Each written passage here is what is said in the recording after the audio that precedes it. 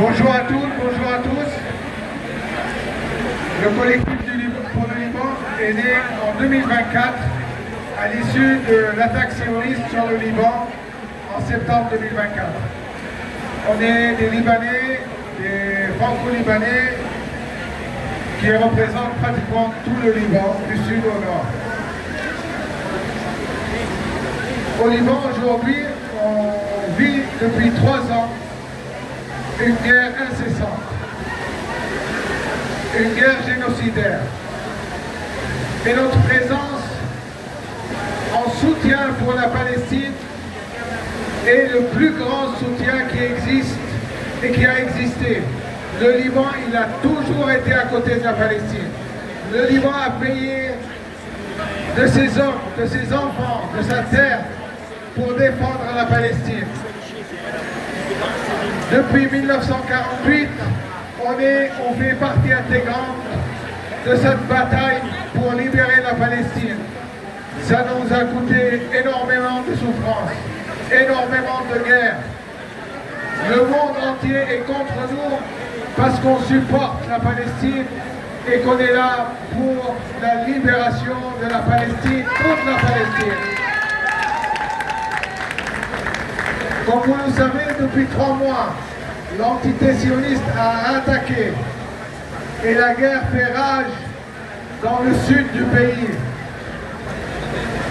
Notre résistance, malgré une armée soutenue par le monde entier, par la France, par les États-Unis, par tout l'Occident, ceux qui ont tué les Juifs en 1945, c'est eux qui les soutiennent aujourd'hui pour nous tuer. Leur culpabilité, ils la jettent sur nous. Et malgré tout ça, on résiste. Le peuple libanais résiste. La résistance libanaise résiste. On devait avoir une visio avec une collègue qui est partie au Liban.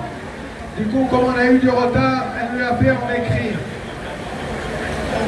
Alors je vais vous lire ce qu'elle a vu et ce qu'elle veut nous dire. Le Liban vit encore au rythme de la guerre et continue de subir une période particulièrement difficile. Malgré les annonces de cessez-le-feu et le soi-disant projet d'accord avec Israël, les violations se poursuivent. Les bombardements israéliens continuent de frapper le sud du pays et les drones survolent quotidiennement le ciel libanais, rappelant à chaque instant que la paix est encore loin. Je vous donne un exemple.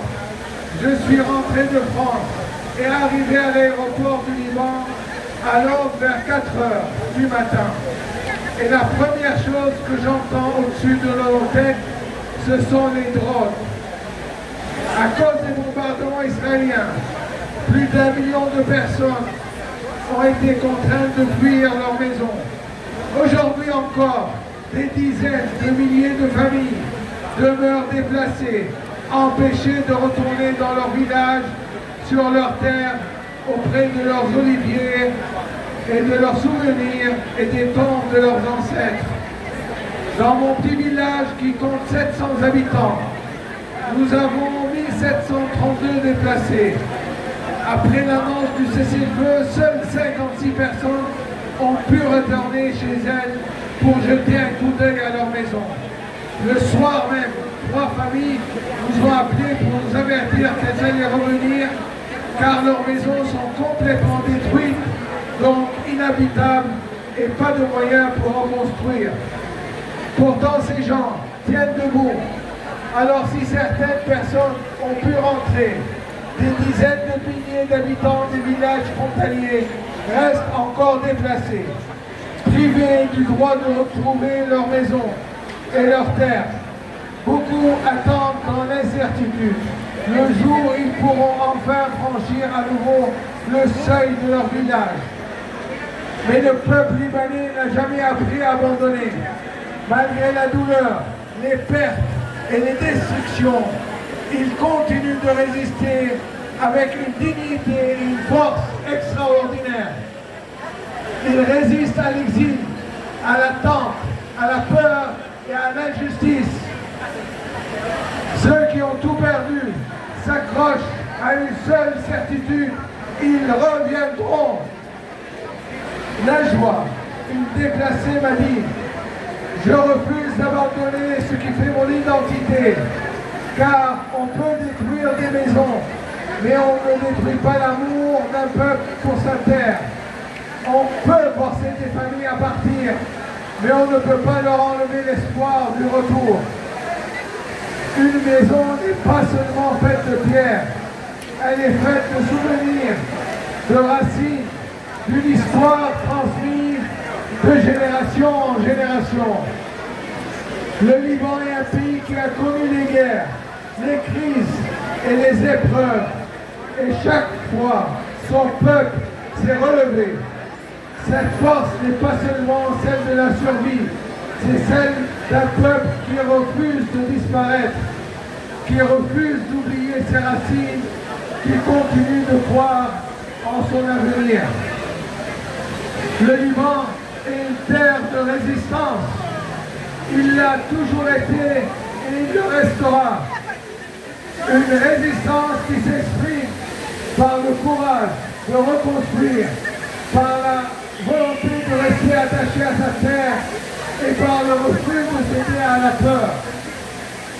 Aucun bombardement, aucune destruction, aucune occupation ne pourra effacer l'attachement d'un peuple à sa terre.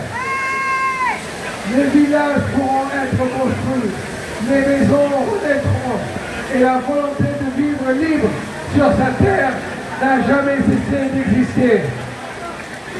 Cette résistance est celle des familles qui attendent de rentrer chez elles, des enfants qui rêvent de retrouver leur village et de tous ceux qui continuent de croire que leur place est sur leur terre. Parce qu'au Liban, la résistance ne se mesure pas seulement sur les champs de bataille, elle se vit chaque jour dans le cœur de celles et ceux qui refusent de renoncer. Le Liban ne se résume pas à ses blessures, il est porté par un peuple qui refuse de renoncer, qui transforme la souffrance en espoir et qui continue envers et contre tout à croire au retour, à la reconstruction et à un avenir où chaque famille pourra retrouver sa maison et vivre en paix sur sa terre. Quand je leur fais part des actions que nous menons en France pour les soutenir, les déplacés étaient conscients du rôle de la diaspora qui les maintient en vie en l'absence du rôle primordial de l'État libanais. Ils vous adressent le remerciement pour tout ce que vous faites afin de maintenir la pression sur les gouvernements, ainsi que pour toutes les actions menées par les différentes associations en leur faveur. Ils vous disent, vous à l'étranger, avec vos actions, et nous sur le terrain, avec notre résistance, nous finirons par arracher la victoire et la paix. Et tant qu'il y aura un Libanais attaché à sa terre, à son village et à son histoire, le Liban restera debout. Le Liban est un pays de résistance. Il l'a toujours été, il l'est toujours, il le restera toujours. Vive le Liban, vive la résistance, vive les résistants du monde libre. Merci. Merci beaucoup.